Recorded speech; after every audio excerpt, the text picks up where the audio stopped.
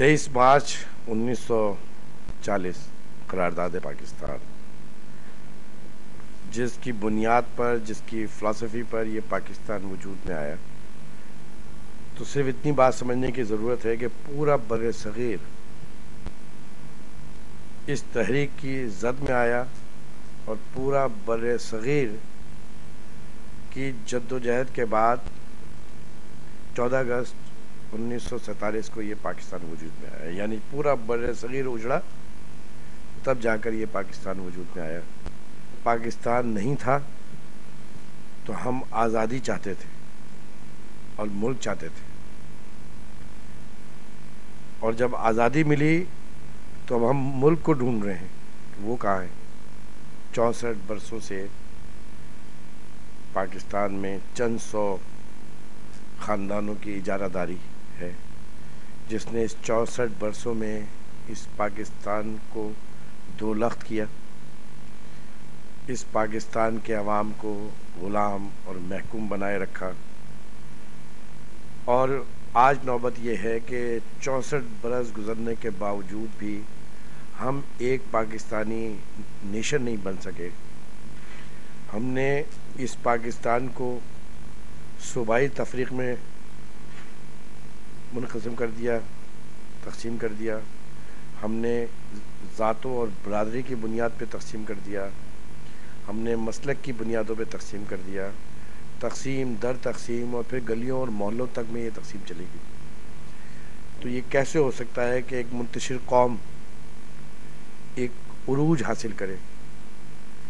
یہ ملک 64 برسوں کے باوجود علم سے بے بہرا ملک ہے، جہاں تعلیم نہ ہو، یا تاریخ انسانی میں کوئی قوم بام عروج پہ نہیں پہنچی جس کے پاس علم اور فضل نہ ہو.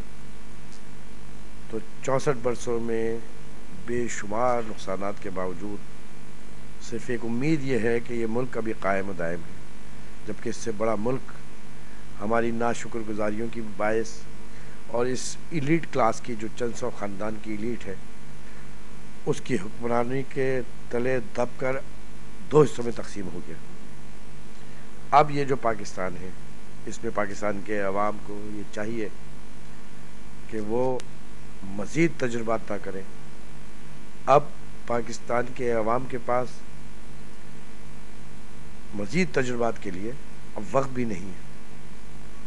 اب اگر ہم ہوش میں آ جائیں، پاکستانی قوم ایک بھرپور فیصلہ کر لے کہ ان چند سو خاندانوں کو، اس ایلیٹ کلاس کو جو 2% ایلیٹ کلاس ہے، اس سے جان چھڑا لے بائی آل مینس. اور پھر جینون نمائندے متوسط طبقے سے اور لوئر کلاس سے پڑھی لکھی قیادت کو اگر وہ باہر نکال لیں، تو یہ پاکستان،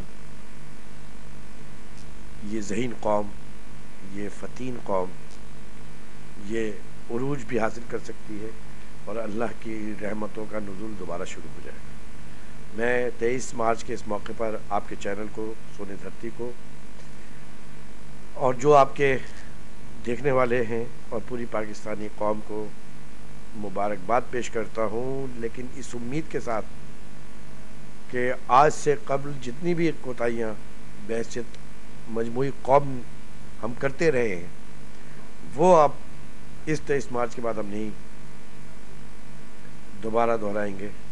پیغام وفا پھیلائیں گے، مظلوم وطن جب قائد کا پیغام وفا پھیلائیں گے، اس روز ہی سونی دھرتی سے اس قوم کے ظالم جائیں گے. 98% مظلوموں تم سمجھو کہ تحریک ہے کیا، 98% مظلوموں تم سمجھو کہ تحریک ہے کیا، حقدار کو اس کا حق دینا نہیں کوئی ارادہ اس کے سوا. جس روز یہ منطق قائد کی سب اپنے عمل میں لائیں گے، مظلوم وطن جب قائد کا پیغام وفا پھیلائیں گے، اس روز ہی سونی دھرتی سے اس قوم کے ظالم جائیں گے.